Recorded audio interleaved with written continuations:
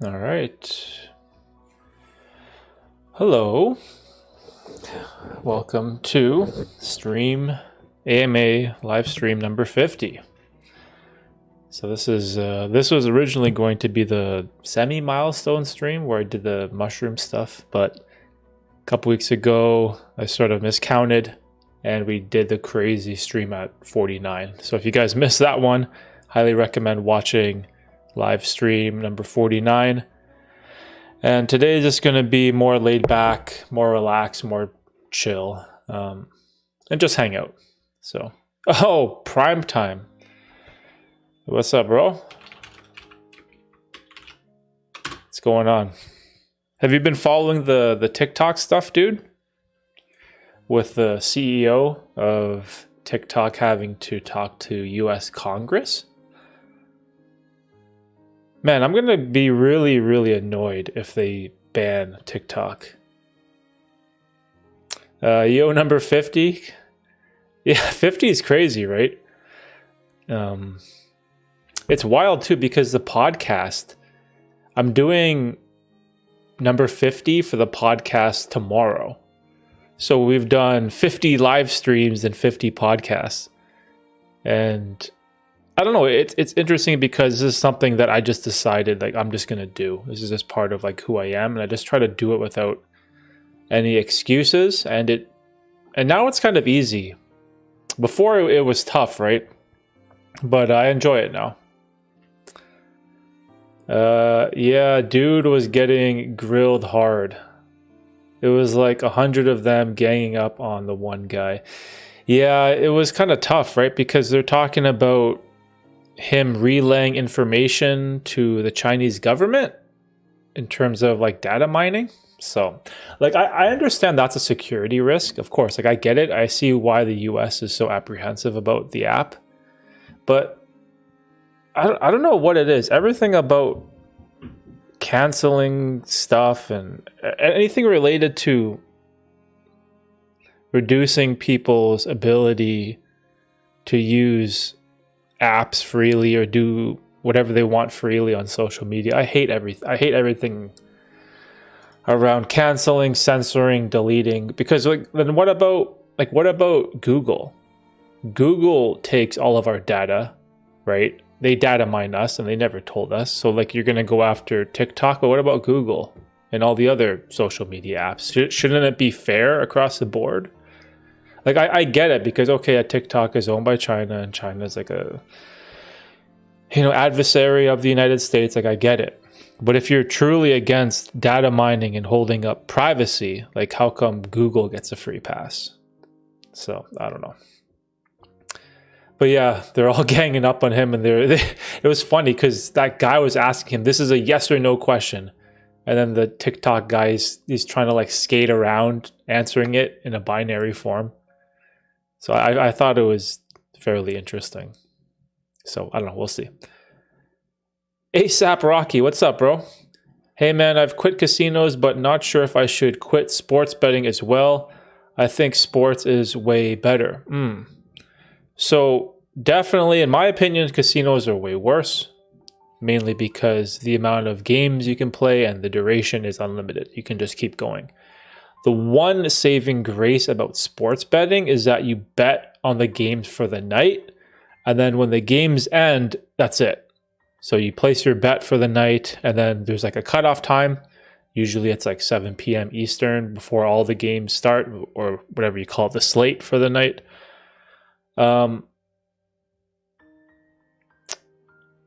As long as you are not going crazy with the sports betting, I think that's something you can manage a lot easier than the casino. But I definitely would still be very careful and monitor like how much you're actually wagering. Like if you're just betting like, $10, $20 here or there, no problem.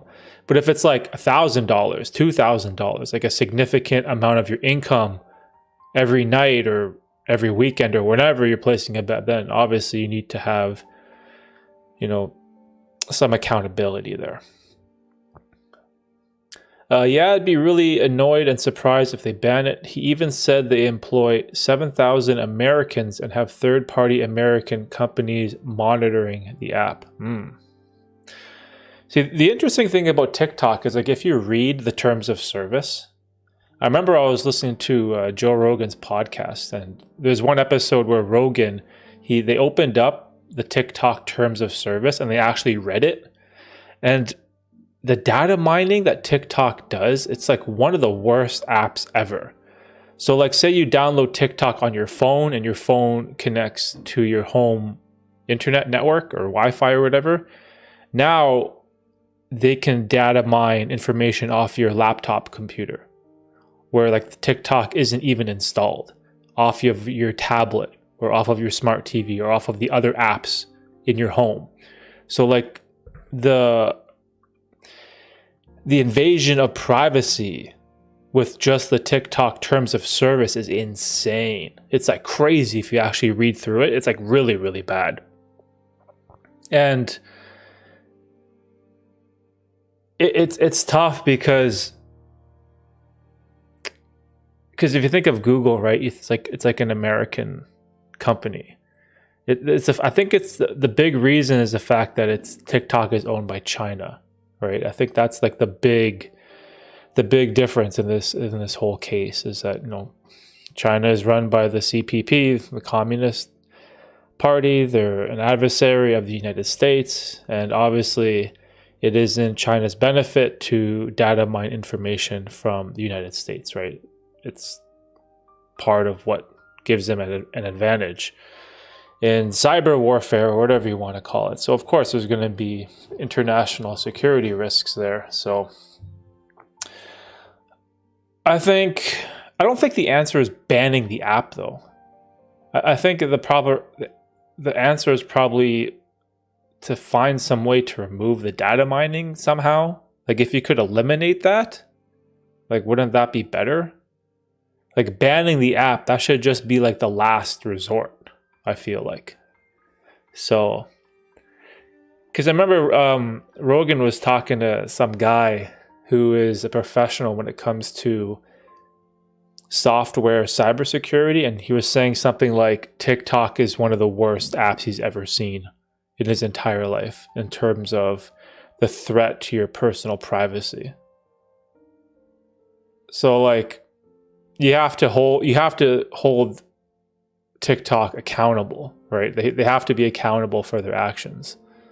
So I don't know, it's a tough thing. I'm just gonna be super annoyed if they ban it. Like I hate all this banning stuff. Ban this, ban that, ban everything. Everything is social media, censor this, censor that, ban this. Is the whole thing sucks. So we'll see what happens though. That'll be a huge hit to content creators if TikTok does get banned though in the US. Because even though like we're in Canada, right, it's going to affect Canadians as well. Especially if like you're someone that is one of those influencers that does sponsors, brand deals, makes money off TikTok. Man, if the US gets shut down, then it'll probably be just as bad for Canada. So we'll see. Has there been an update though? Let's see. What is that guy's name? I can't remember his name. Let's see. TikTok ban in US. Let's see if there's like an update. TikTok CEO finds no allies among US lawmakers in tense Congress grilling. Well, this is a weird title from USA Today. US must ban TikTok. Only Google and Facebook should get my data. Wow. I think that's missing the point. What we lose if we actually ban TikTok. Wow. So what a wild story.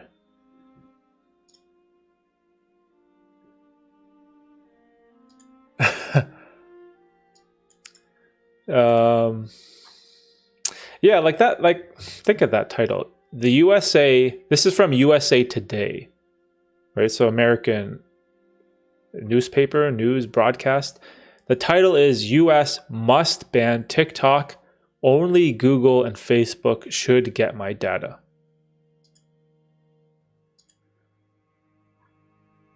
I feel like none of them should get my data unless you willingly consent. Like there should be an option, right? When you open the app, do you consent to Google or Facebook taking my data? It should be an option you have. What a crazy title. It's okay for Google and Facebook, but it's not for TikTok? Like, seems a little hypocritical to me.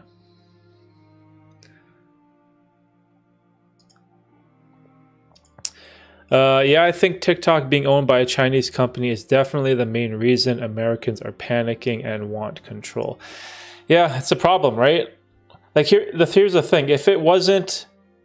If TikTok was owned by Australia, another Western democratic type of country, there probably wouldn't be much of a problem, right? But because it's a communist country that is allies to North Korea and they're allies to Russia, who are obviously enemies towards the United States, that poses an international safety risk. So I see why the US is concerned, right? Like what if the data mining from the TikTok app is so crazy that they steal confidential information from like American government agencies or something, right? Like that's why I think US government employees, the app is already banned. Like if you work in the CIA or the FBI, I don't think you can even use the app there. It's already banned because of like, they're afraid of China stealing some type of sensitive information, right?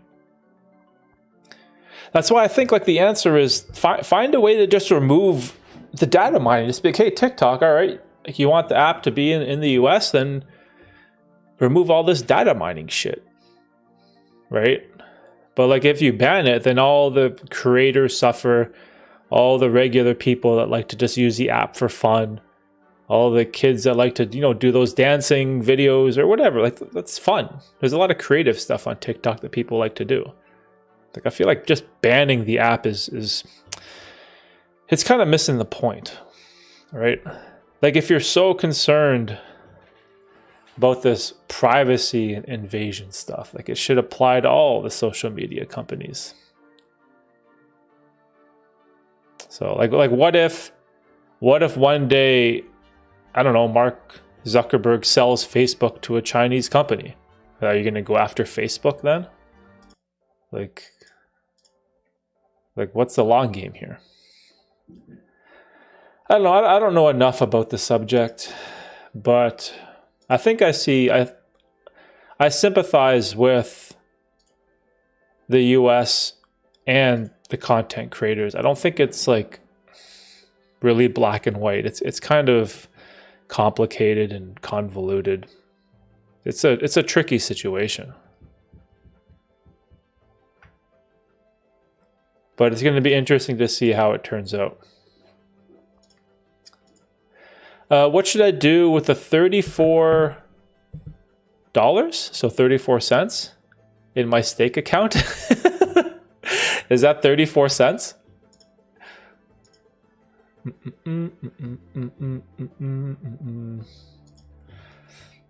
don't know. If you have like 34 cents left over in an account, can you just like close it? Just get rid of it, bro, if you don't use it. I don't like this song. Let me get a different playlist going. Oh, that messes up the bottom.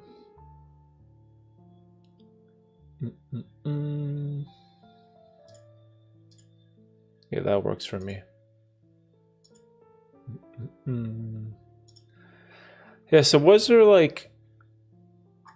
So what happened? Was there a result from the hearing?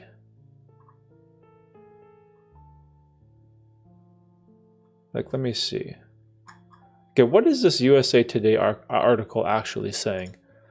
It's actually kind of bad that I just read it says you gotta have this ad blocker, you gotta subscribe. Man, I want to read the article.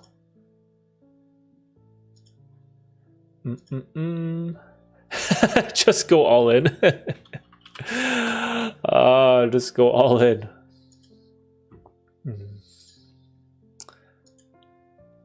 When's the next YouTube video coming up, bro?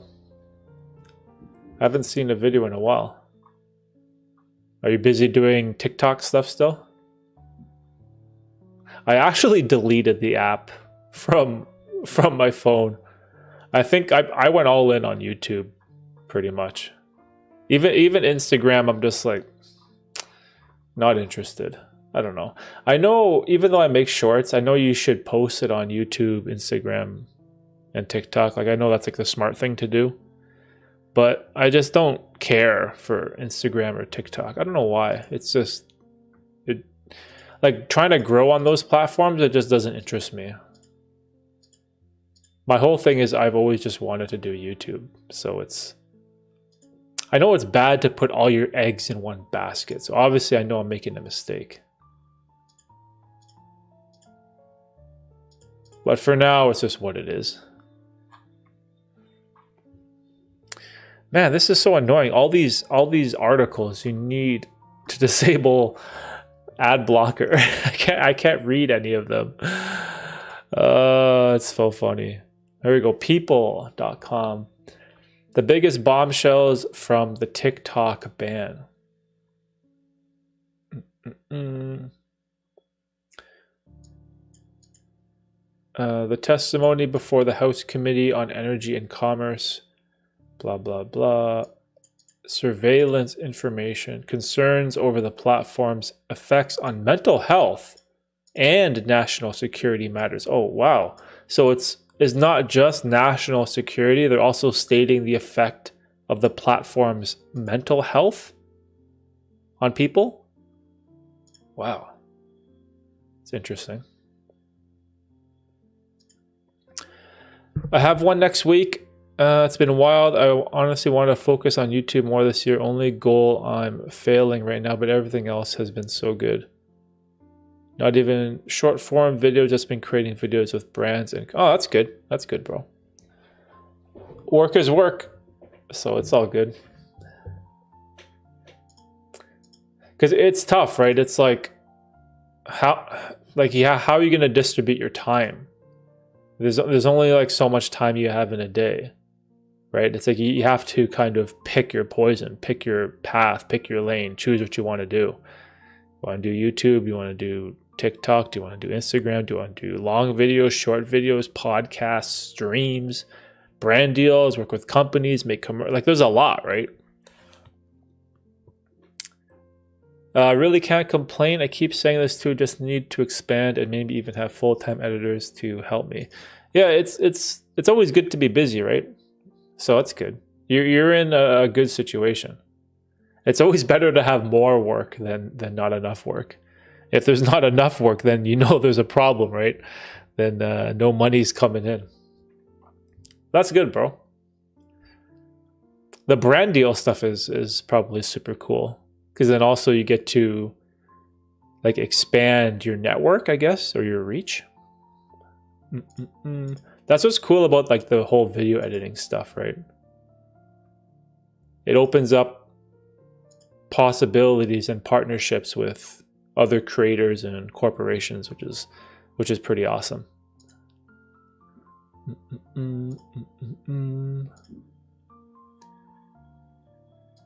Yeah, that's a good thing about it. So many options. Yeah, exactly. It's only bad when you know you have no options or no clients. That's when you know that's when you know that things aren't going well, right? It's all about perspective too. So, because I'm sure there's because you have to think about the creators that are sort of struggling. They wish they could just get any type of brand deal or any type of commercial. Like there's someone out there that's just dying for a chance to work with someone. Right. And it's like you have to remember to have that perspective. Like, hey, when you have lots of options and opportunities are opening to you and there's lots of chances to make money or to profit or to find prosperity, it's like you can't take those for granted, right? You have to be thankful for those things. But it's good though. It's good.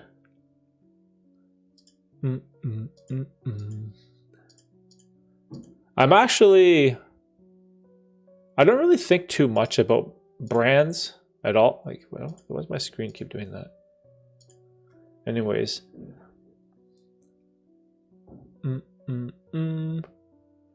But working with a brand, maybe one day in the future would be super cool. But I don't know, we'll see. Have you been watching Colin and Samir's creator support channel? I've seen it, not on a regular basis.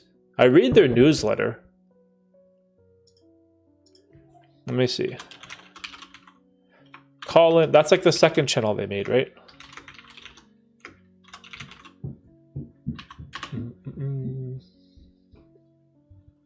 Yeah, this channel. I saw it like a couple times, but I haven't really looked into it.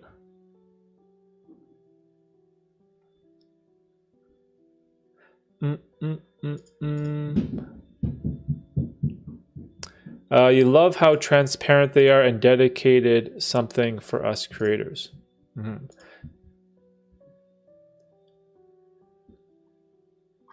Yeah, I like Colin and Samir. Let's see. So they have 9 videos now. How we make $268,000 a year on YouTube. Damn, that's beast. Is that just AdSense? No, probably not. Okay, I'll check these out. I saw the one video. I think they were talking about like fake. This one, plagiarism. Plagiarism is interesting. Is it too late to become a YouTuber? The answer to that question is always no. It's never too late.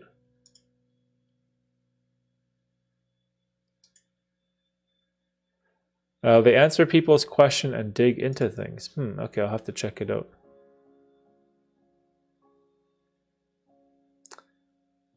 Yeah, I like Colin and Samir.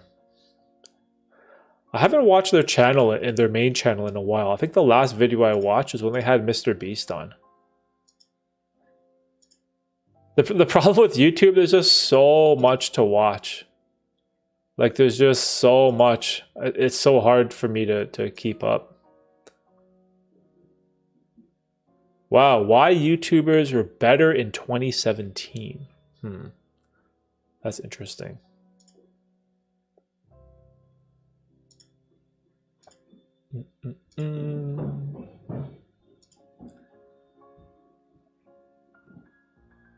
How much do YouTubers charge for collabs? Should you work for Mr. Beast? See, that's a cool thing about being a content creator too. It's like if you expand your channel, you can provide jobs to people. And not just like bad jobs, but like pretty good remote jobs that allows people, to work from home, maybe do some video editing, maybe some thumbnail design. I feel like it's super cool. That's definitely one thing that I look forward to in the future. Oh, you like that one? Why YouTubers were better in 2017?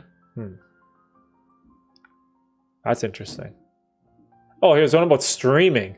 Live streaming is boring. Here's why it works. Wow, that's interesting.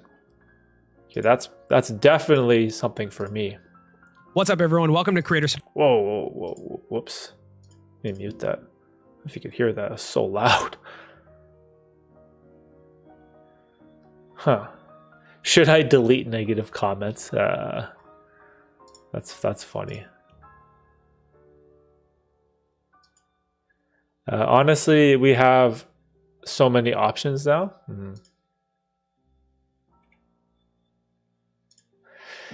Yeah, the streaming thing is interesting. I'm still trying to figure out like where I want to go with all this stuff. Like making videos, doing this live stream thing, doing the podcast. I enjoy all three. But I know that common advice is you want to pick one and go all in on it and become really good at that one particular thing. But I don't know, for some reason I enjoy sort of splitting my time between the three because I feel like they all challenge me in different ways. Like making videos is one thing, and then having a conversation with someone on a podcast is another form of content. And then doing a live stream where I sort of have to just riff off the top. It all challenges me in a different way. And I feel like all three forms of content creation are beneficial in the long run. But I do wish I could do more of it. Oh, you haven't seen that episode about streaming? Yeah, I'll check this out after. I'm definitely interested about the streaming one.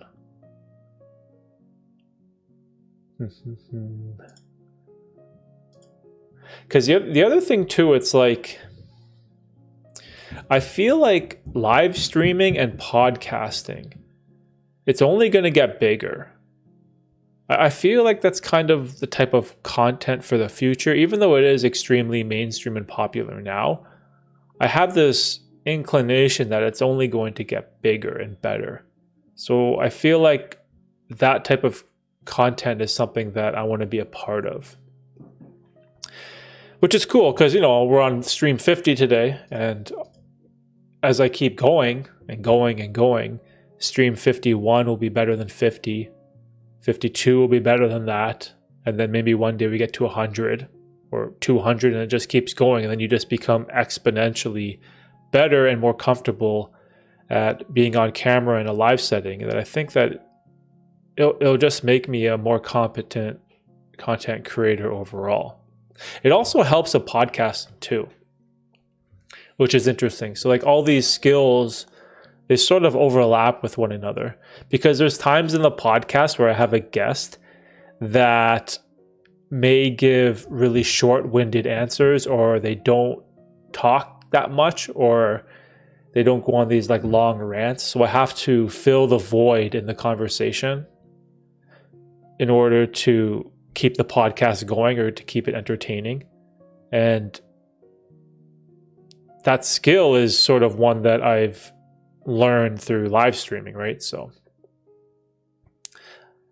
we'll see what happens. Where's my water? Let me get some water.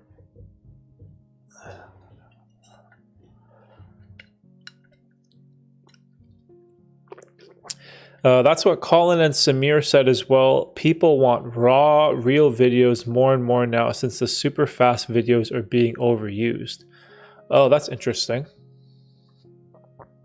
You mean like the super fast-paced, over-edited videos that are made for retention? Like that type of stuff?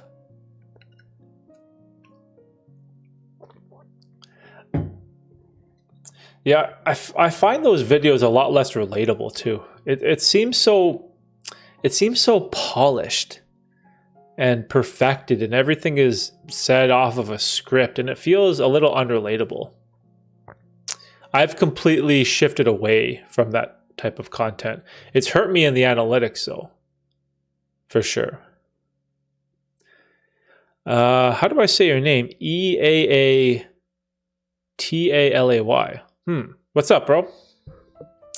Yesterday I watched your video about quitting gambling, and I really wanted to thank you for that video. Hey, no problem. I'm glad that you gained some type of value from it. The gambling stuff is interesting because I get a lot of comments from people who find my bizarre experience in the past very helpful or beneficial for their life. So it really motivates me to keep trying to promote this message of reducing addictions and removing things like gambling from your life and how detrimental it can be if you're not careful, right? I am so awesome. How are you? I'm pretty good. I was sick for a couple of days. I missed the live stream. Just been crazy busy lately. But I don't know. I'm good. I'm pretty good. I'm happy. I actually was recording another gambling video yesterday, but I got interrupted and wasn't able to finish it. So hopefully I'll be able to get some time this weekend to record it again, and maybe you can look out for another video. We'll say maybe Monday or Tuesday or the beginning of the week. Like, I don't want my channel to be completely consumed about the gambling stuff, because I don't want it to be like one-dimensional. However, I do think there is some synergy between these topics of self-improvement, psychedelics, and mental health that can be beneficial for removing addictions from your life. And when I talk about addictions, it's not just gambling addictions. I also like to talk about things like porn addiction or video game addiction or social media addiction. I feel like those are just as detrimental as something like a gambling addiction. That would be so great for me. Oh, a new video? Yeah, I'm working on it. It's you know what it is? I wish there was a way I could just make like 2 videos a week. That'd be awesome. Or maybe that sounds like an excuse, because I definitely could find a way to do it. Like, I hate making excuses for a lack of effort. It feels like such a weak excuse for why you can't release something.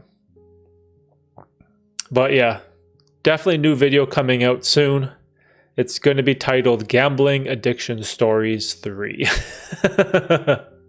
That's what's crazy. I realized from 9 years of just playing poker nonstop and being in casinos all the time, I have so many, like, when I think back at the type of life I lived as a degenerate, the amount of wild stories I have, it's like endless. And so I figured, let's start sharing them.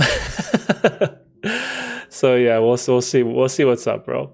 But yeah, thanks for coming by, dude, and letting me know. I always love hearing from people who found the gambling addiction content beneficial, because those are people that I feel like can make a huge impact in their life. Because I've talked to people that are like burning through their paycheck from work at the casino or in the slot machines or playing blackjack or at the roulette table. Like, if we can find a way to save those people or help them in some way, all of this YouTube content creation and stuff will be worth it. Because even just helping one person somewhere in the world not ruin their life is a net positive to society. And that type of stuff I love. I love hearing anything positive like that. I love positivity. I love habit change. I love people getting their shit together and, improving their lives and becoming the best versions of themselves and being happy and successful. Like, I love hearing stories like that. It's not just about myself. It makes me feel really good when I hear other people succeeding and doing well. So, oh, Red. What's up, Red? How's that Cali life, bro? I'm jealous of your weather. What's the weather like over there today? Over here, it's like raining and all the snow is melting and it's cold and windy and it sucks.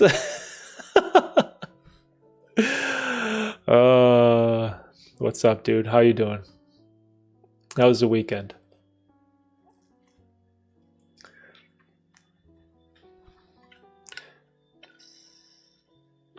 I can't even remember. Were you at the last stream with the mushrooms? I honestly can't even remember half of that stream. I was watching it back and it was pretty funny. Maybe I should do that more often. No, not more often. Maybe I'll do that for a special occasion. Dude, the weather's been on and off here. One day it's raining, next day it's sunny. Oh, so you're getting rain too? Wow, even beautiful California, you guys getting some rain? Yo, California is wild. When it rains, it's like everyone there forgets how to drive or something. Like I was there once and there was like a light rain in the middle of the afternoon on like a Wednesday. And then all of a sudden it was like chaos on one of the highways that I was on. I can't remember what highway it was. I was going from LA somewhere east. I think I was going east away from LA.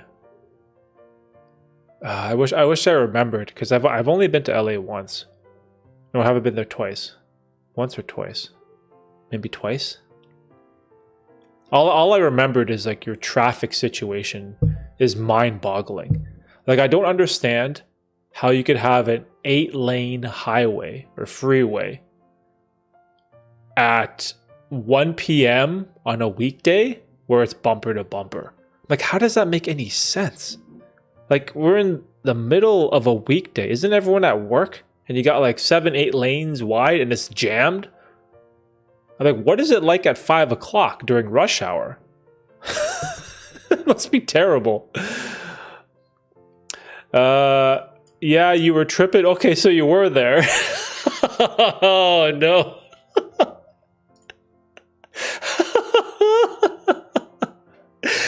Oh, so you saw me struggling. That's awesome. I love it. I love it. That stream was so much fun. I had such a good time.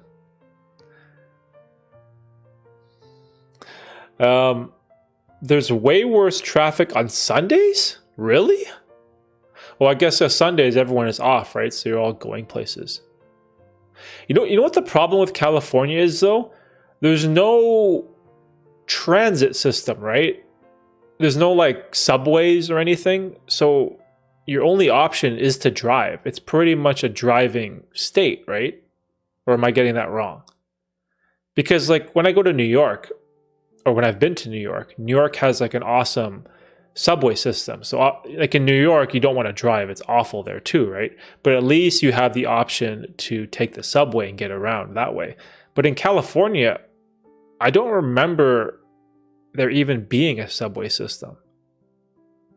Or maybe there was and I never saw it. I just feel like it was a state where you just have to drive. Am I getting that wrong?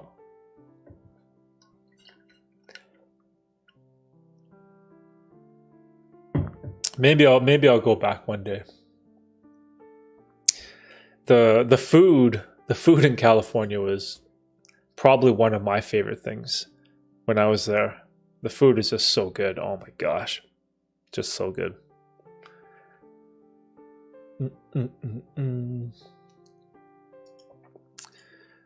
Let's see. We got the Amtrak. What's that? Amtrak and train system too, just not as popular compared to other states. Okay, so you do have a transit system. See, over here in Toronto, we have a pretty good subway system, but it's so small. There's one train that goes east-west, and there's another train track that does a U that goes down and up, and like that's it. Our transit system is so simplistic. So if you live in the city, like downtown Toronto, you can live life without having a car. You can jump on the subway, you can jump on a streetcar, you can take a bus. Everything interconnects and transfers. You can, get on the bus or get on the streetcar, get a transfer, go into the subway, and there you go. Maybe you want to go downtown to watch like a Toronto Raptor game or something. So everything interconnects. But the problem here, it's like anywhere outside of Toronto, outside of the main downtown core, like where I am in the suburbs, you have to drive. There's no options. You can take a train that costs like $15. So you're just better off driving, right? So it's just what it is.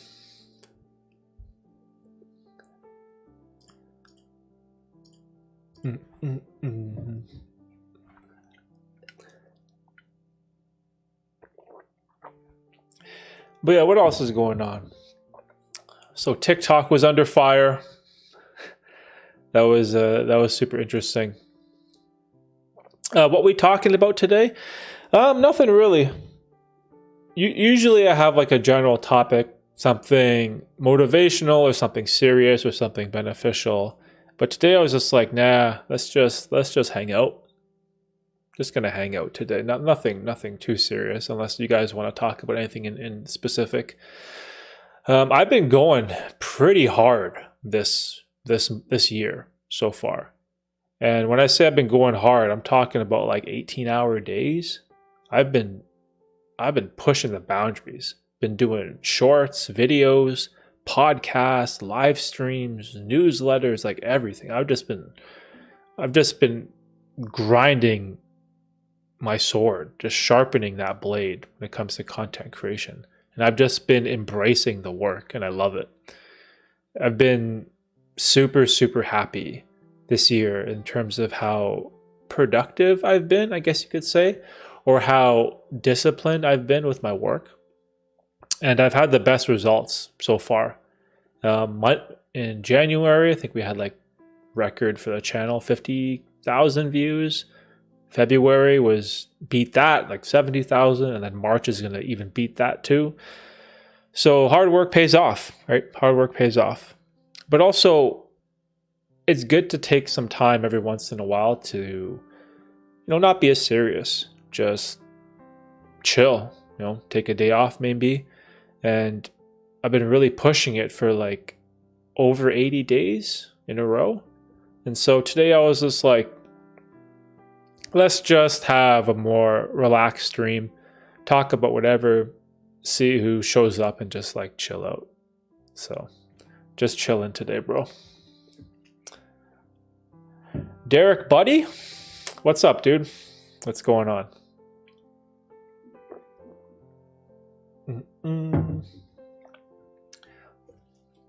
I want to ask you one more thing. Yeah, man, whatever you want, ask away.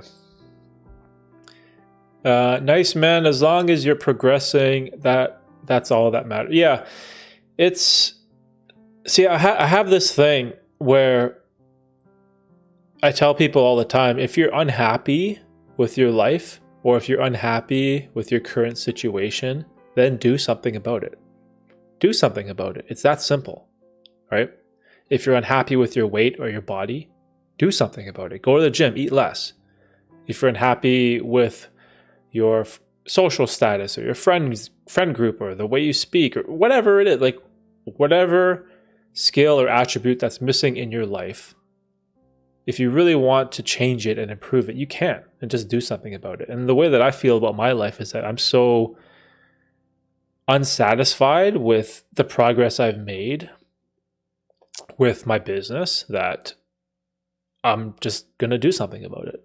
Right? I'm going to find a way to make it work, hold myself accountable, be disciplined. And something about that is so satisfying for me. I really enjoy the work. I really just love waking up and putting in these like wild days into something that I love to do. So I want to ask you one more thing about your story of quitting gambling. Was it like immediate? Oh my God, my internet went away. Did you read my question? I hope you didn't. So you're asking about my story of quitting gambling. Was it immediate? Was that the full question?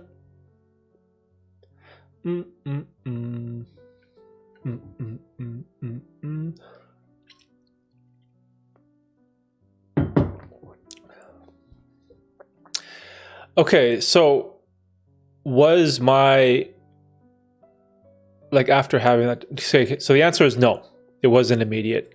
It took me, I want to say 14 months till from the point where I decided to quit and I actually quit. It took a little over a year.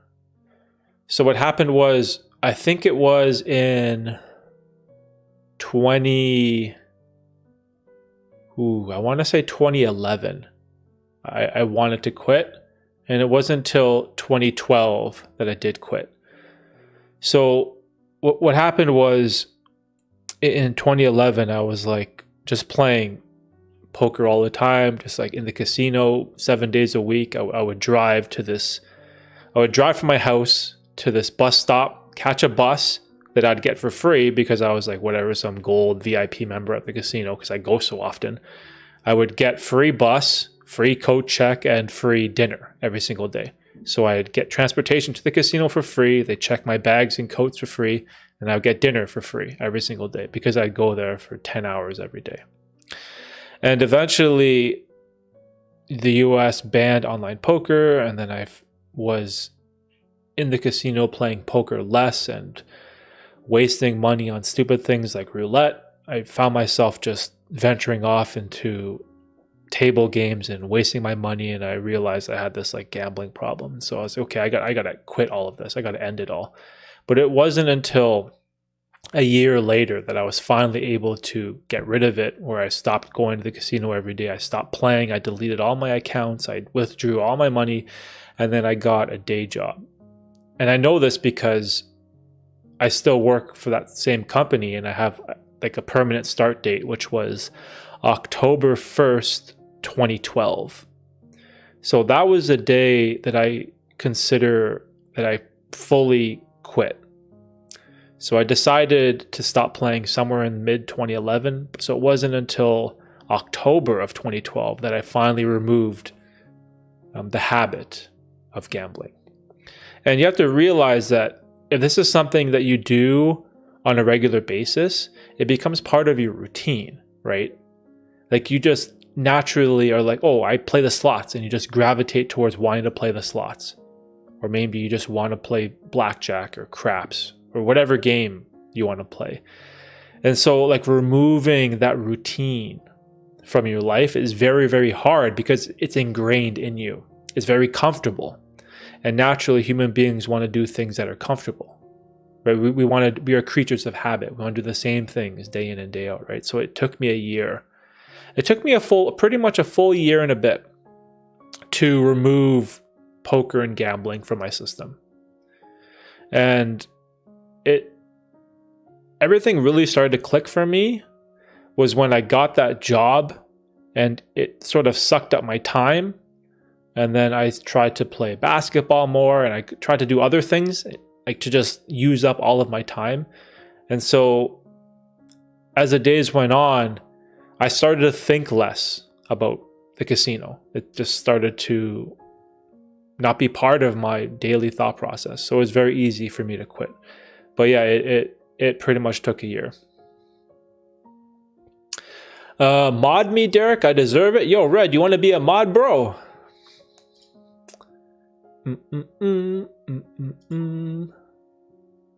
How do I do that?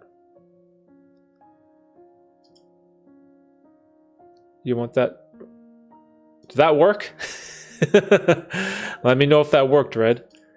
I think you should be in blue.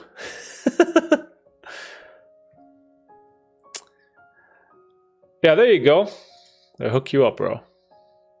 Manage the bots and the crazy people that get in here. Dude, I have so many spammers and bots that leave comments in all my videos. It's wild, dude. Let's go, bro. There you go, Red. Did you never gamble again? I woke up and played blackjack. I played blackjack before I sleep all the time. Okay, so did I ever gamble again? Yes, I did. But it's not on a daily basis anymore. And it's at a frequency or an amount where it has no significant impact on my life.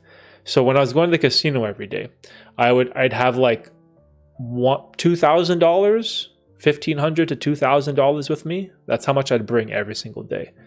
And so I'd be gambling with hundreds and thousands of dollars on a daily basis. But now, if I play a poker game with, say, my friends or my family, I'll play for $10 and that's it. And then I make sure it doesn't escalate from there. Whereas before I'd play a game, I'd play poker for like $200, $500. My normal game was $500 buy-in. I'd play No Limit Hold'em for $500. That was my normal game. So if you were to go all in, someone calls you, you're playing $1,000 pots on the regular. And so now the type of gambling that I do is like a couple months ago when the Super Bowl happened, my friends wanted to place a bet. You want to bet $5? Sure, no problem. I'll do that, However, I'm very cognizant of the fact to not let it escalate, right? To not take it to the next level, not take it to the extreme like I did before.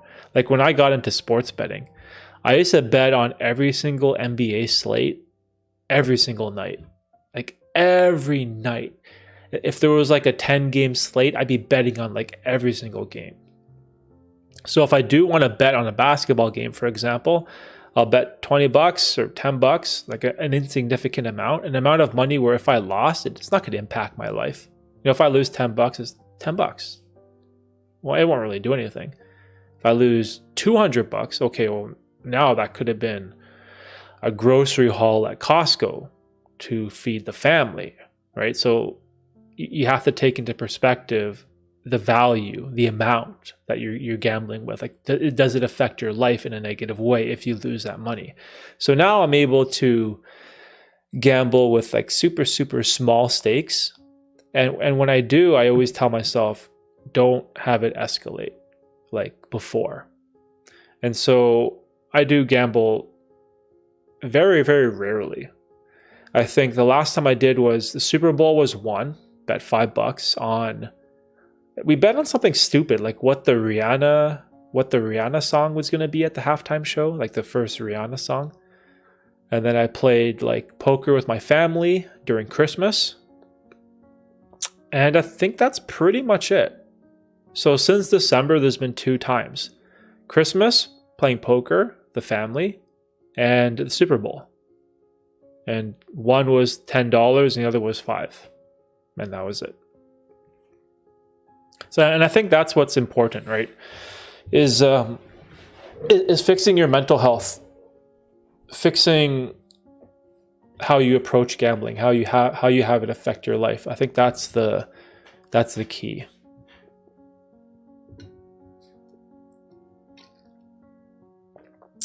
Yo, live and laugh. What's up, dude? Just lost $30K today. My mind freeze. I am in lots of debt, nearly $600,000. I don't know what to do. Damn, yo. Really? Yo, live and laugh. Is that serious? Holy, bro. Yikes. Okay, so let's break that down. You $30,000, dude. You're a high roller. Holy, 30,000 in one day.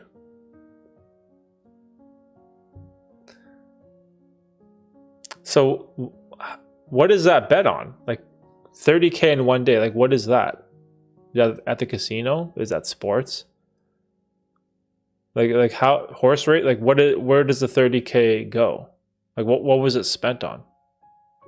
Or is that just like a culmination of multiple games?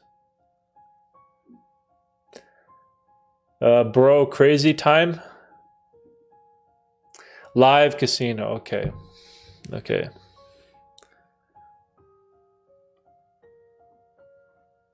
In an online casino, he lost IG?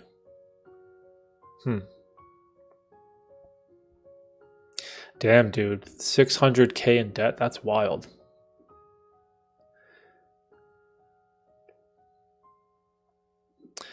So there's like, oh man, there's so many things there. There's like a lot. I've never been in that amount of debt. That's like, damn, like I don't know how do you even start with that? Because obviously the first thing you got to do is to find a way to remove the casino from your life entirely. Like that is the first thing is to stop the bleeding, right? You have to stop the bleeding. Stop the action of going into the physical casino. Because if you can't do that, you can never get your head straight to figure out what to do next. You have to find a way to just stay away from there for like a week, a month, or whatever you need to do to clear your head. And then you got to figure out what's the next step to rebuild your finances. Like if you really are $600,000 in debt, like that's a serious amount of money. It could be, is it credit card debt? Like bank debt? Is it like some type of loan, payday loan? Like there's so many factors you have to consider. Like, do you have an income from your job where you can pay that off? Like, are you making a lot of money from your profession?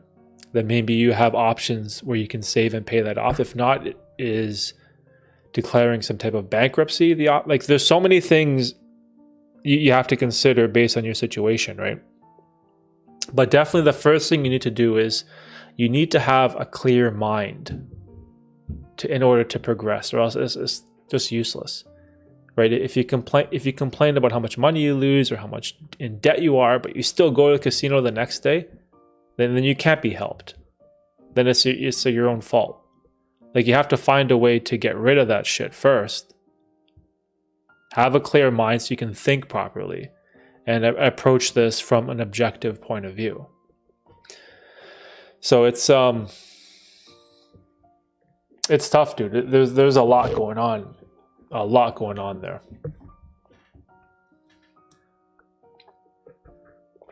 You never know when some weirdos will pop up. If you got time, check out this boxing match tonight. Benavidez versus Plant?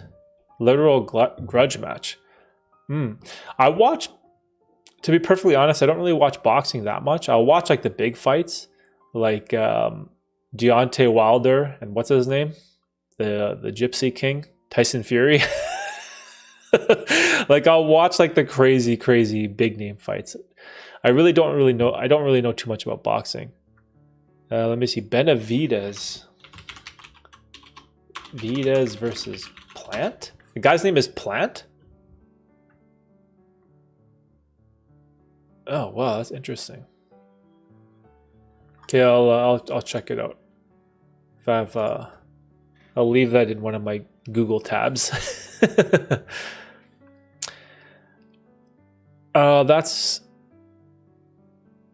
I play with the mobile. Oh man, you play on your phone? Okay, that's crazy. Like if you play like an online casino through your phone. See, that's what's so dangerous about gambling addiction. In the past, you'd have to walk into a brick and mortar casino just to place a bet. But now you pick up this thing. This is your gateway into blowing all your money. Just this one stupid device that we're all addicted to. Like, that's when you have to find a way. You have to delete all that shit. You have to delete all those apps, ban them from, like, whatever you can do. Just get rid of them. Find a way.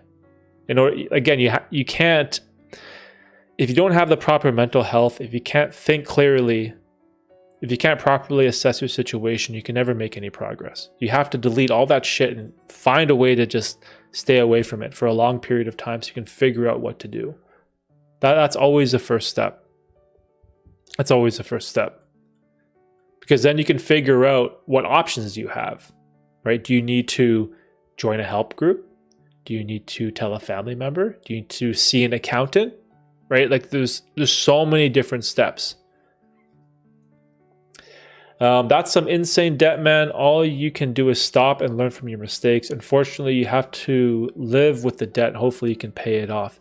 Yeah, like if you have again, I have no idea how much money you make, but if you have like a super high paying career where you make a ton of money annually, then maybe you can figure out a way to pay that debt back, right? NOS, I don't know how to say your name, bro. Nosreg TV? What's up, dude? That's so popular today. Online casinos can access mobile or PC device. This is worse before. You need to go directly to the casino now. It's just one login to your device. And yeah, exactly. That's exactly what that's the whole point, right? It's the access to gambling and wagering money. It's so easy that it's kind of sad, right? Because that can just destroy people's lives. So it's wild, bro. It's wild. Before that, zero debt just in 6 months. Holy, so you accumulated 600K debt in 6 months. Damn, yo. If you have close family and willing to tip a couple $100 every so often, that would help. Boxing is back, yo. Are you a big boxing fan, Red? Yo, Mr. Anti-Gambler, what's up, dude? How was your stream? You bet 1,000 on Tyson? Tyson Fury? Hey, dude, let me know. I think there's a feature in YouTube when you stream, you can add someone. If you ever want me to hop on a stream with you, just let me know. We can work something out. We're watching with you live? Oh, are you still streaming right now? Let me see. Oh, you are still streaming. Oh, that's hilarious. Are you streaming my stream? That's so funny. If you guys haven't checked it out, me and Mr. Anti-Gambler, we did a podcast together talking about our struggles with gambling addiction. If you guys want to check it out, it's on my other channel, the Bearsy Podcast. You can search it on Spotify or YouTube. It's everywhere.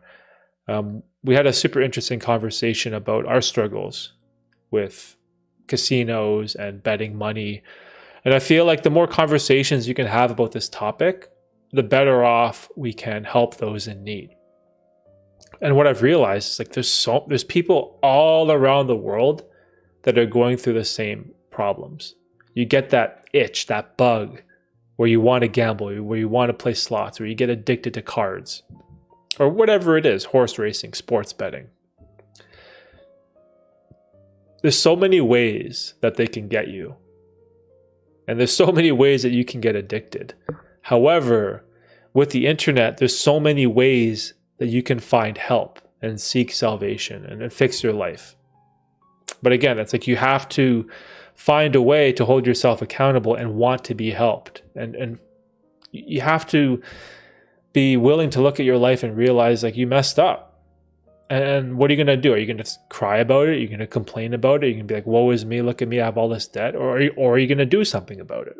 Because at the end of the day, no one is going to save you. No one is going to come to your house, drag you out of bed, force you to stop playing, force you to save your money. Like no one is going to save you. It's all on you. You have to be the one that is willing to make the decision to fix your life. And making that decision, it's extremely difficult because it's met with resistance. It's hard. Right? It's so hard. It's one of the toughest things to do, to change a habit that's so ingrained in your lifestyle. But again, at the end of the day, if you want to fix your life, if you want to come out on the other side as a better person, like removing a gambling addiction from your life, or a drug addiction, or a cell phone addiction, or whatever type of addiction you're struggling with, right? You have to find a way to hold yourself accountable and do something about it, right? Because that at the end of the day, it's all on you. It's all on you. You have to have the courage to make that choice, because no one is going to save you, right? You can watch all these videos where we talk about concepts and ideas and strategies that we've used in the past to where we've got through it and found happiness on the other side. And like even for me, I used to be miserable, struggling, like no money, unhappy, weak. And now over the course of, it's been 10 years, I found a way to better my life. It wasn't an easy journey. It was extremely difficult. It was tough. It was full of obstacles and struggles. And, there's days where you have tears and self-doubt and you're depressed. Like there's so much that goes on into a self-improvement journey. But like it can be done if you're willing to do it. So, the chat's going off. Oh, so you are watching me with live?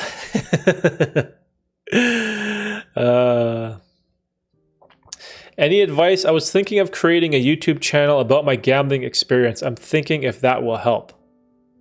I'm hesitant to share it on YouTube. I'm not really sure if it will help or not, since people around me will know if I got addicted to gambling, but I do really want to start blogging on YouTube.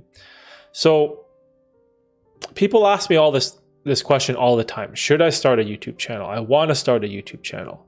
When should I start a YouTube channel? Like, just do it.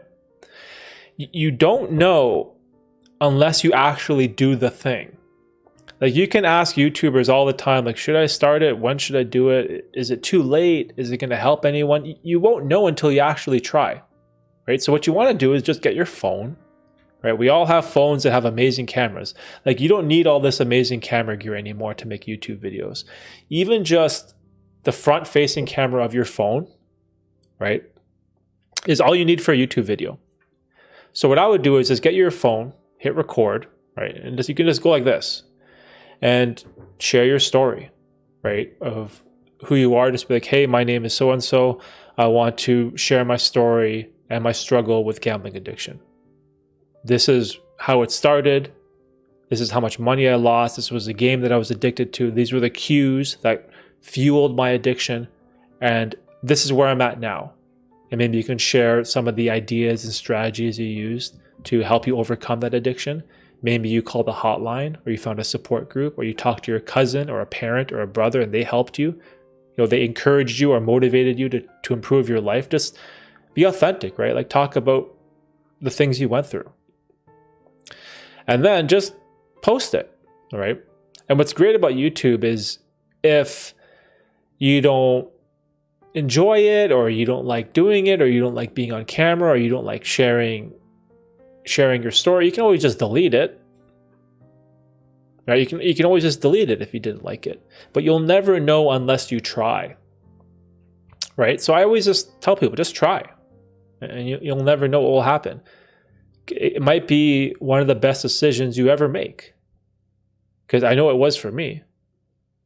I was afraid of sharing my struggles with gambling, because I started this channel off with strictly self-improvement stuff, where I was sharing my workouts, the type of meals I was eating, the books I was reading, and I was sharing all this positive stuff in my life. And I didn't want to share the negative, because I was afraid that people would think I was a loser. I was afraid that no one would resonate with my message, or no one would resonate with my struggles as a human being. But that is what people really resonate with. They resonate with the authenticity of people, because people relate to people, right? We all have a story. And I feel like one of the best things in life is sharing your story. It's one of the coolest things you can do. And because I shared that first video where I got these blue, I don't know if you guys seen it, like of the thumbnail where I'm like holding up the blue poker chips. That was the first video I made about my past with gambling. And I was afraid of making that video. And I thought that no one would watch it. I thought at the time it'd probably be like the worst video on my channel. And then now look, a couple of years later, it's one of the best performing videos on my channel. It's brought in so many people that have talked to me or have sent me really nice emails saying how they watch my video and they totally relate to like the struggles that I went through. And they find it inspiring that I was able to come out on the other side and find happiness. But if you never create the video and share the idea or share your story, you'll never know what's possible on the other end. And I think it's awesome, because there's something about sharing your vulnerabilities as a human being on social media. It's not very sexy. It's not like very popular, right? Everyone thinks of social media of like, oh, I'm living my best life. I'm on this yacht. Look at me. I'm on Instagram. I'm on vacation. Well, look at this like super car I bought. I'm like having the best time of my life. I'm at a beach. Like, everyone thinks of social media as a snapshot of the best moments of your life. But there is also something to be said about the people that are willing to share who they are in an honest perspective, or an honest way of just showing their struggles or showing their inadequacies as a human being. Like there's something so real about that, and it resonates with people. Right? Like I say this all the time. I used to be unhappy, right? Sad. I wasn't very confident. I was very timid. I was camera shy. I had social anxiety. Like I always like tensed up in social situations. I never wanted to be on camera or show myself. I was always afraid of people making fun of me or laughing at me. And now look, it doesn't bother me at all. This is one of the best things that I love to do. Like even right now in this live setting, I have no script. I have no teleprompter I can read off of. I have no preconceived ideas written down.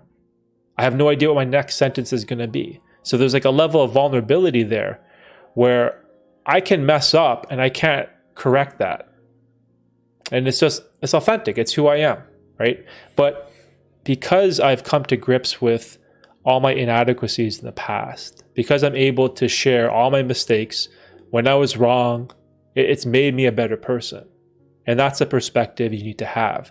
You need to have this like mindset of like, I want to be a better person. If I have this gambling addiction, I want to get rid of it. I want to remove it from my life. And you can do that.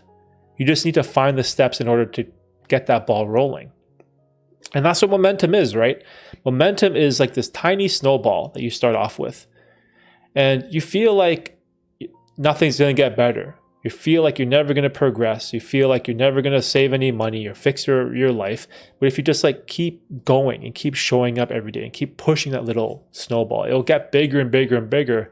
And eventually it'll build up momentum and roll down the hill.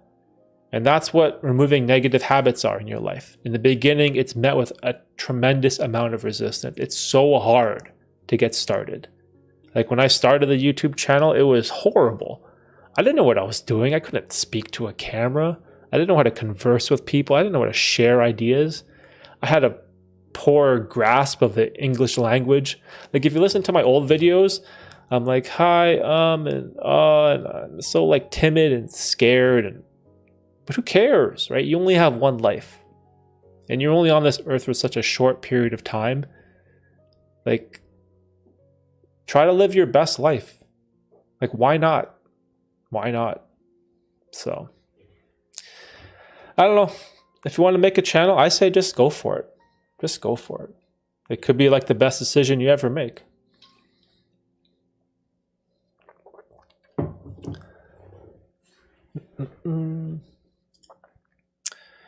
I gotta catch up on the chat. Sorry, I went off a wild tangent. And certain subjects trigger me. Let's see. Absolutely, brother. Can't wait for part 2. Yeah, Mr. Anti-Gambler, bro. Let's set up a day. Let's set up a day. I'll come on your live stream. We can have another conversation. I've been a boxing fan since I was a kid. It's kind of annoying. Not as much people fans since MMA took over. Yeah, UFC is super, super popular. I'm also like a very casual UFC fan. I don't follow UFC regularly. I had like a mini party, I guess you could say, set up at my house for the Leon Edwards versus Kamaru Usman fight.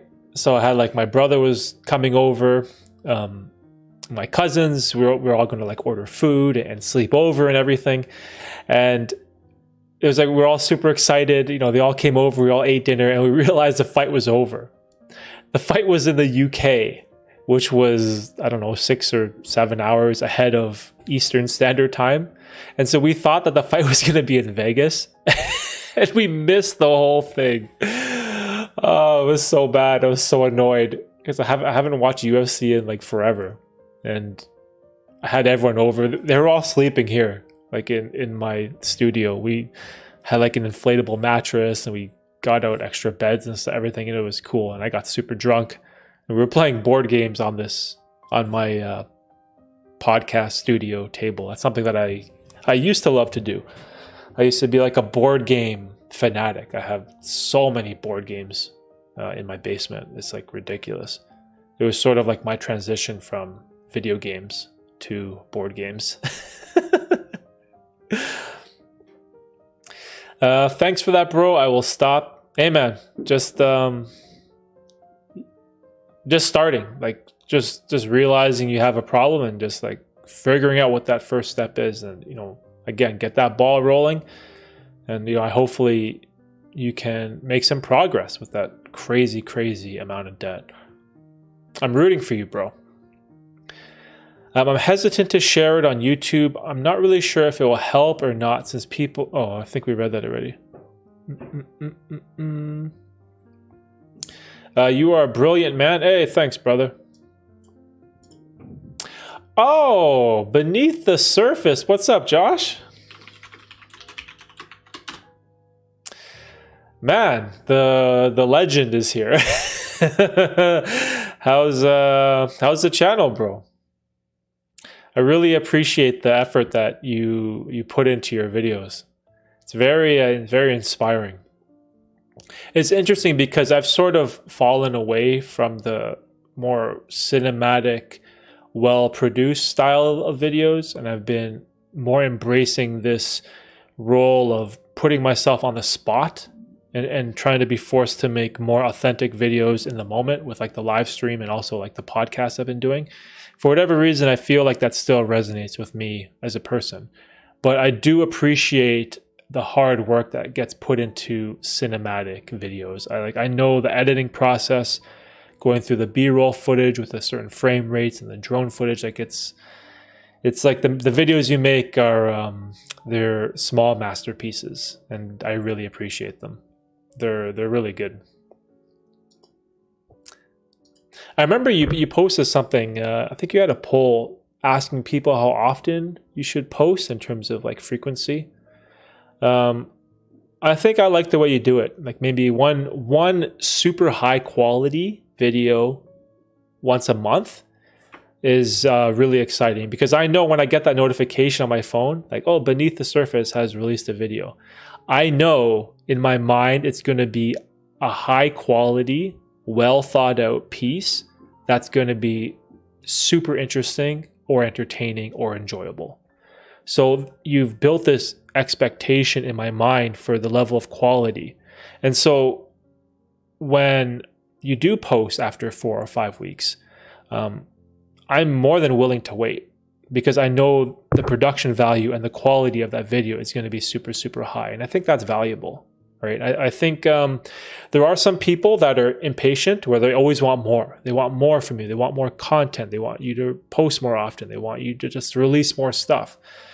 But I think the way that you do it is something about that. It's beautiful, and I really appreciate it. So yeah, love following your channel, bro. Interesting to see you here in the stream. Thanks for stopping by. We're on a wild flurry of addiction topics and gambling and all this type of stuff. Hey, Cowboy, what's up, man? How you doing? Good to see you again. Checked Walmart and not so much rooms are available there? What? You checked Walmart for rooms? What does that mean? Oh, mushrooms.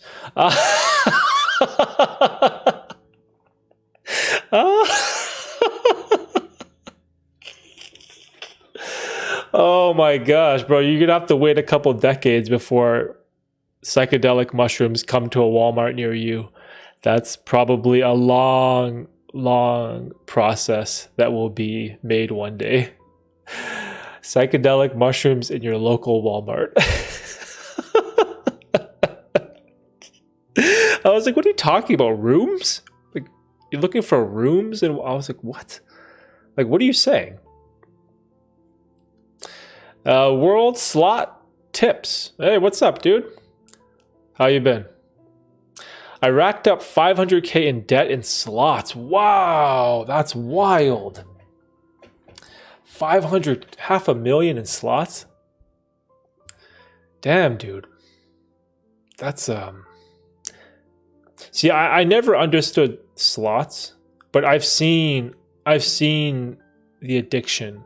I actually saw someone die at a slot machine once, which is a crazy experience because it was like this old lady, and she was playing the slot machine, and I was just sort of passing through, and then all of a sudden she collapsed at the slot machine, and people were screaming, and they called like the pit boss over, and they called an ambulance and paramedics and all this stuff, and they sort of took her out on a stretcher.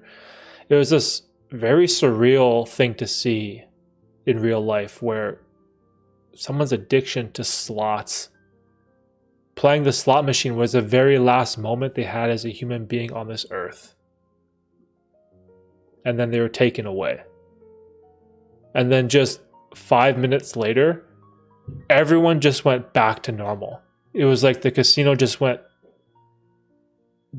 back as if nothing had happened. Everyone went back to their table games, back to their chairs, back to their drinks, back to the slot machines. And I was standing there like, yo, someone just died. Like someone was just like taken out in an ambulance, and like she wasn't breathing, like, and we all just went back to normal, business as usual. You know, place a bet, spin the roulette table. I was like, this is crazy. Like, this is like the craziest thing I've ever seen. And I think that's it's really sad, right? Because it gives you perspective. It's, you know, your last moment on this planet is spent spinning a dial, you know, because you're addicted to bars and cherries and things spinning and the lights and the sounds and the coins clinking in the tray. Something about that is like really sad. That was good. PCP over shrooms. I use DraftKings for UFC fights. Makes it more fun. Mainly $1 bets. Yeah, I used to use DraftKings, and what's the other one? DraftKings. There was another one that I used to use for betting on basketball. FanDuel. That was it. DraftKings and FanDuel. I used to bet on basketball every single night. Not surprised, to be honest. Whether the machines were the cause or not, still kind of disheartening. Yeah, it's really sad, right? It's because maybe that lady was playing slots for an exorbitant amount of time. Maybe she's been there like all day, and you know, that's what caused like her health problems, or like I don't know what it was. I don't know if it was like a stroke or a heart attack or what happened. All I know is she just collapsed, right? And I don't really know the details. Derek, what province or country do you stream from, if appropriate? So I live in Canada. I'm pretty much from Toronto, so East Coast. Province is Ontario. So if you're familiar with the Toronto Raptors, that's where I'm from. Canada's interesting because our age to gamble is even younger than the States, which is wild. Because I know in the US, I wasn't able to go to Vegas until I was 21. But over here, I was gambling since I was 19, I think. Same with alcohol. Alcohol here, it's younger too as well. Actually, I wonder what the actual age is. Let me look that up. Let me see. Age to gamble in Canada. Yeah, see, the age to gamble in Canada is 19. Age to drink in Canada. Age to drink in Canada is 19. In every province except Quebec, Manitoba, and Alberta, where it's 18. Man, so you want to talk about picking up bad habits? It's like even younger over here. Because US is 21, right? Everything is 21 in the US. That's wild. I'm not so concerned about the drinking age, really, because people are always going to drink. Kids are always going to drink one way or another, right? But the gambling thing, it's tough to get into a casino nowadays with like, well, maybe not nowadays. Like it's harder to get into a casino that when you're underage than it is to get a drink when you're underage, right? Because you have to have some type of ID that's believable that can get you through or past the bouncers at the casino. So like the barrier to entry is a lot more difficult. But like a drink, like if you're 16 or whatever, 17, you want a drink, it's so accessible. I remember when I was even like 15, like you want to get alcohol, it's like so easy. So I don't know. Y'all Canadians are different. Shout out to Canada though. You know what's weird though? I'm so surprised the age for that type of stuff in Canada is lower, because we're generally treated like babies here in comparison to Americans. We have a lot less freedoms. Like if you want to buy the actual alcohol, you have to go to the licensed beer store or liquor store. Now, like at least now, you can still go to grocery stores, and grocery stores will have alcohol now. But in the past, there was only like one specific store you could buy alcohol from, and it was like the licensed liquor store of the government. And so everything here is a lot more regulated. So it's interesting that the age limit is lower. So sports betting still isn't legal in every state. Oh, it's not?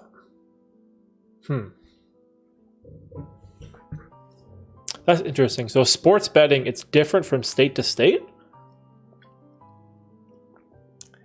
That seems kind of bizarre.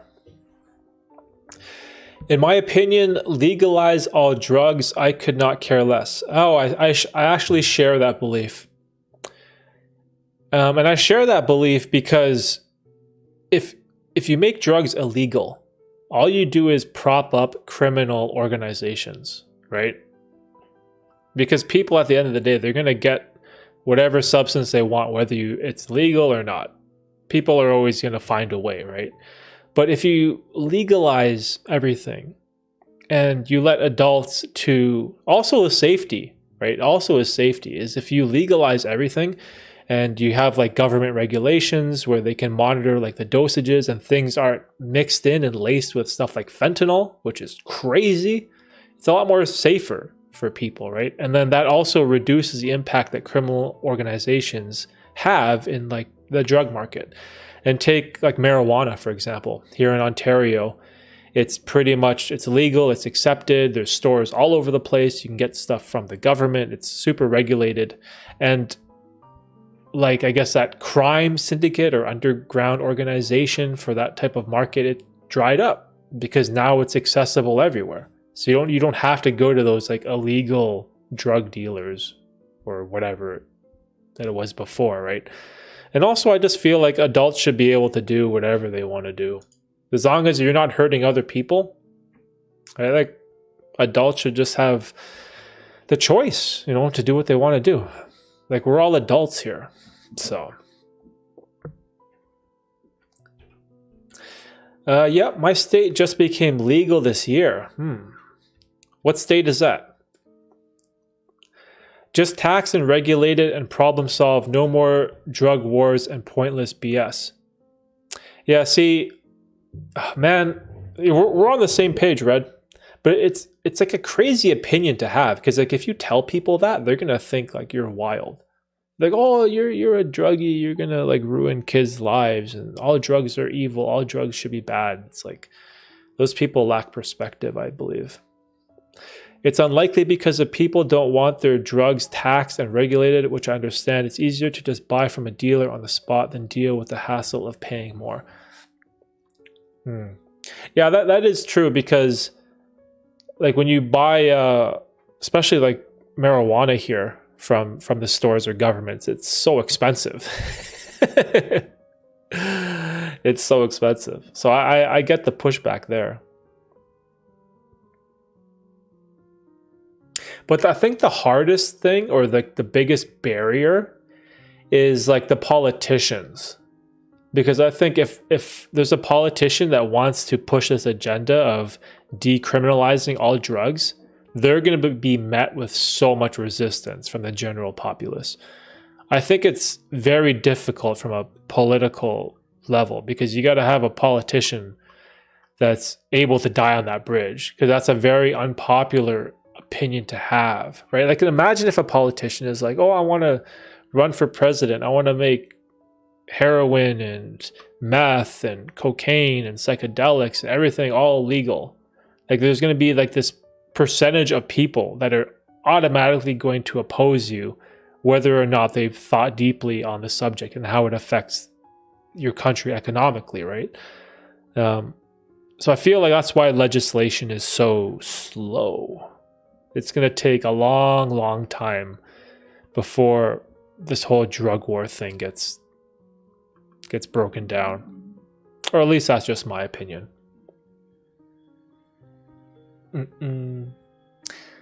Ohio. Oh, bro, Ohio is wild. Ohio is hilarious. I always see all these things about people doing crazy stuff, and it's like, oh, always making fun of Ohio. What's going on in Ohio?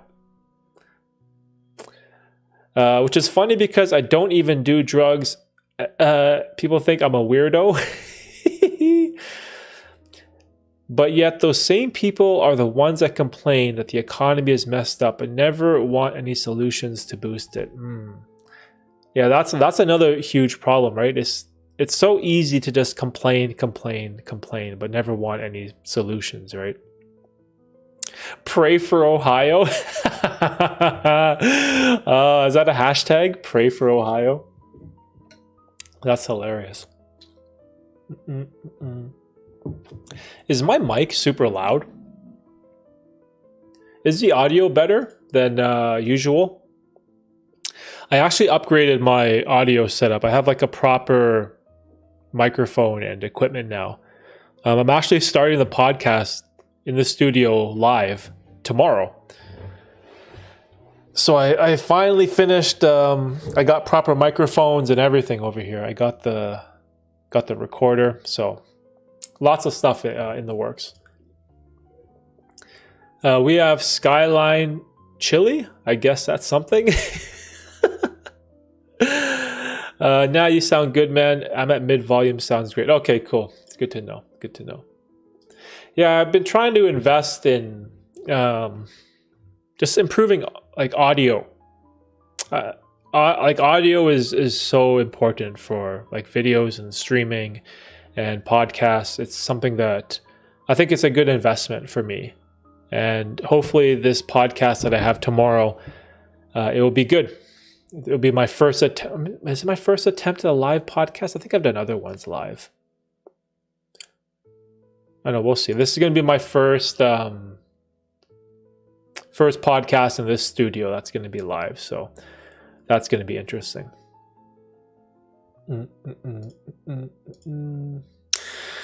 All right. I think I'm going to end the stream soon. I'm going to have some lunch. And I actually have a super busy day today. I'm going to take my kids over to one of my friends' house to have like a little play date for the kids. They're going to have some fun. So that's going to be cool. Oh yeah. Also, I have a podcast episode that's dropping today. It's going to be episode 49. So that's going to come out soon. Or it will come out today. Do you have an American section at your grocery store? An American section? No. An American section?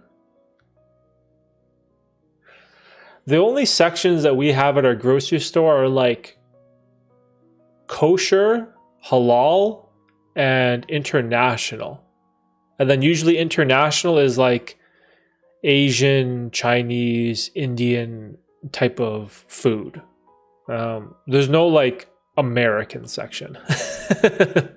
We do have a lot of like, I wouldn't say a lot, but we have like imported American stuff, but it just gets blended in with like the Canadian stuff.